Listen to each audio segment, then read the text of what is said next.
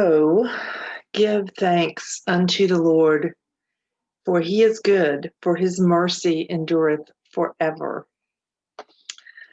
That is from Psalm 107:1. I'm going to read it again. Oh, give thanks unto the Lord, for he is good, for his mercy endureth forever. And it's found almost in some cases exactly the same verse is found in other places in Psalms, even though that's Psalm 107, verse 1. So it's a good verse for Thanksgiving. And Pastor Chuck Baldwin preached on it a week ago Sunday. And if you haven't listened to him at Liberty Fellowship in Kalispell, Montana, I would highly suggest that. If you love God and you love liberty, although I don't know how many people are left that love liberty. It seems like that number is dwindling. And the question I want to ask is, are you a good citizen? And I'm asking this question because someone that I have a lot of respect for, that's all I'm going to say. But that person mentioned recently that in order to be a good citizen, or being part or implied that being a good citizen meant wearing a mask. And I have noticed at least one billboard that said, wear a mask, save a life. Now, these are propaganda phrases, and they're usually in 3 syllables or 3 words. Save a life, wear a mask, beat COVID, 3 syllables. And I believe that's probably intentional, because I think propaganda works better in threes. Sometimes you'll see 3 phrases posted on a road sign, even though the road signs are only supposed to have stuff that's about roads on them. And you'll see like avoid large gatherings. There's 3 words. Beat COVID. That's 3 syllables, but you'll see that like we're in a war with it. And wear a mask, which also is 3 syllables and 3 words even. So I think a lot of people are seeing through this and beginning to see through this. And if you understand what's happening with the PCR process, and that all these cases are based on a positive test, and that a positive test can be manipulated, depending on how many cycles the amount of test material is being amplified, how many cycles there are to the process. It's really a process more than a test, but it's being used as a test, and it's being used to tell you that cases are surging out of control, and it's being used to tell you that from coast to coast. Fortunately, our family has the luxury of seeing a lot of different states right now. It is very much a luxury to travel, and I'm thankful that we've been able to do that a lot lately. And I noticed in New Mexico that there are a whole lot of people. Well, no, actually, people are not so much in all of New Mexico anyway, believing this stuff, because we saw a lot of people without masks, but we also saw a lot of propaganda about masks. And I think a lot of the people that are, seeing through this, or seem to be seeing through it, there's the PCR process or test thing to see through. And if you understand how that works, then the whole thing is kind of ruined for you, because cases, what's a case? If cases are surging, case is a positive test. Well, that can be manipulated. And these things are all out there. I think Fauci even said that talked about how easy it is to manipulate and get more false positives by having more cycles of the test or of the process once that the test goes through to deliver a result. And there are, and I've read a study in March or April that's now been withdrawn that talked about an over 50% false positive rate for these tests. And it doesn't matter. There are lots of different companies that are producing the tests. I think there are a few, but they're all the PCR test. There is a serology test that measures antibodies that's also used, but there's a lot of controversy about that. And I'm not really sure how much that's being used right now, but it's mainly the PCR test. And and that's the one that goes up your nose, even though supposedly this thing is so contagious that you can get it by talking to someone or chanting or singing. Oh, goodness gracious. So why do they have to stick it all the way up? Not in me, but in those who are taking it. And so basically, people are getting tested, and the test means nothing. What they learn from the test is nothing. They learn that they may have had a positive result, which probably means that, and I don't think there's a lab standard for how many cycles it goes through, but a positive test probably means that it went through at least 36 cycles. The FDA recommends up to 40 cycles. So if that happened, 38, 39 cycles, you have a lot of positives coming up. And positive is the only thing, to my knowledge, in most jurisdictions, the only thing that's needed to be called a case. Now, some places have, I think there was a county in Texas, and there may be more now, where if you go in, you have sniffles and you have a couple of symptoms, cold or flu symptoms, they'll diagnose that as COVID-19 as well. But mainly it's the positive tests, and that's what they're talking about when the cases are surging. That's it. I know you want to believe it's more. I know that you want to believe that these numbers are right and that these people are honest. And I think people are really desperate to believe that, which is why I believe that people who are even people who are seeing through this stuff, a lot of those people are going along with it. A lot of those people are wearing masks. And I think it has something to do with what that person said not too long ago, a few days ago, which is, just be a good citizen. Just be a respectful person. Just save a life.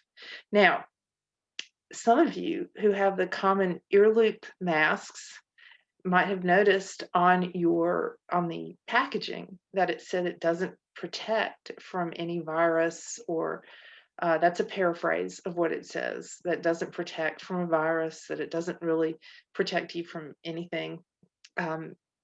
So if that's the case, then why are you wearing it? Do you really think it makes you a good citizen? And or are you trying to be nice? I mean, are you trying to be respectful? Are you afraid to ignore the signs on the door that say masks required because you're afraid to get into conflict? I'm not really sure what the problem is, but I do know that this is turning quickly into a testing thing. And that'll be the next thing, will be, oh, you have to have a test. You have to have a test to come in here. You have to show you have a negative test to come in here. And then it will be the vaccine. I hope this video doesn't get deleted because I'm saying all this stuff. But the next will be, and it might be a few months. You have to have a VAX to come in here. You have to show me on the phone that you have a negative test, or you have to show me on your phone that you have a VAXX. That's coming soon. So where are you going to draw the line in the sand? Because unless you're willing to receive the VAXX, and you need to be, unless you are willing at some point to change your definition of a good citizen, if you're wearing a mask in any place, okay, you need to stop, because that's how this operation is going to stop, is by people's being disobedient, and people need to be disobedient. And I'm hoping that you will be, and that you will change your definition of a good citizen. I was picking up trash one day and someone called me a good citizen along the side of the road, just because it's really hard for me to see that. And I have a strong desire to pick it up everywhere I go. But, it was close to where I was staying at the time. And I'll tell you, that is a good citizen thing to do. I wasn't doing it to be a good citizen, but, somebody noticed that. And that's the kind of thing, helping other people is a good citizen thing to do. Let me tell you a story about a friend of mine's son who was away all weekend. He wasn't used to wearing a mask, and he wore a mask that weekend. He was required to do that. And when he finished, in fact, he was driving home and he had this horrible sore throat that came upon him rather quickly. And my friend took him to the doctor, and the doctor thought it was strep throat, gave him something for it, some antibiotics, and did a test. Didn't even wait to get the test results back. The test came back and it was negative. No strep throat. He took the antibiotics. He went back to the doctor, got another stronger set of antibiotics, and that second set cleared him up. Now, could that have been a bacterial infection that came from a mask that he might not have kept clean all weekend, and maybe it was kind of wet, and it became sort of a petri dish? Yeah, I think so. I think it probably was. Also, it's important to note that if they had given him a COVID test, it would have been, number one, this is supposedly a virus. So this was a bacterial thing, evidently, because it cleared up with the antibiotics. But if they had given him a test, depending on where they sent it, depending on, how many cycles, he could have also been positive, and they could have said, oh, that's COVID, and that's a symptom, And I'm not really sure why they didn't do that. I think it was right before this last push to test. Then he might be, it was a month or two ago that this happened. So when this happened, it really made me think, because I've been reading a lot about bacterial pneumonia and things that have been happening to people who are wearing masks, especially for long time, long amounts of time at one time. And I don't want to do that. I don't want to encourage that. And if it takes doing that to myself or my kids, basically hurting us to be a good citizen, I'm not going to do it. I'm not going to hurt myself to be a good citizen, or hurt my kids to be a good citizen. And as far as I can tell, the masks don't help. That's what the packaging says. And they might cause sickness, as they seem to in my friend's son. So, no, maybe I will be a bad citizen if it takes a bad citizen to take care of herself and her family. And that's what I'm trying to do. That's what I've been trying to do since this whole thing started, and even before. So it might be that you need to change your definition of good citizen, especially in the next few months. A good citizen may be a person who is helpful and does not go along with what the government tells them to do. I think it's already getting that way. A lot of good citizen business owners are closing, and their shops will probably go out of business, be much more likely to than if they just stood up and said, "No, we're not gonna close." There was a person who got a $15,000 fine, I believe it was in New York, Buffalo, New York, because he was keeping his business open and not doing all the things the health department asked him to do, and he tore up the fine. That's what we have to do. I admire him. Is he a good citizen? I think so. I would like to have him as a neighbor. I think that would be awesome. He's a dad and he was trying to feed his family. I think a lot of good citizens are trying to do a lot of good things for other people and they're hurting themselves by wearing masks, by closing down their businesses, by doing lots of stuff that they've been told to do, but those things are hurting.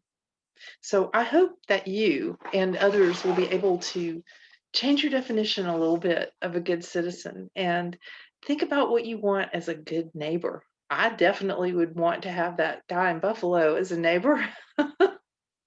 He probably believes strongly in the Second Amendment and he believes in freedom, and he said that.